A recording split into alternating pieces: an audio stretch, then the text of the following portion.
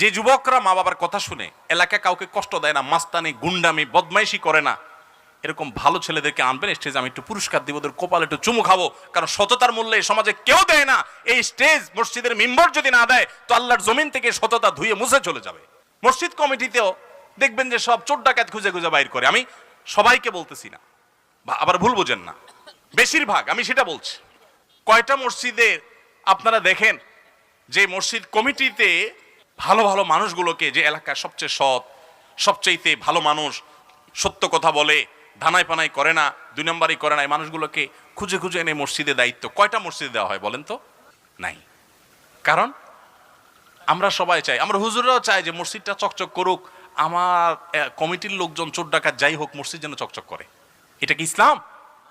এটা ইসলাম না। আমার মাহফিলের চকচকের চাইতে গুরুত্বপূর্ণ হলো আমরা যেন সৎ হতে পারি।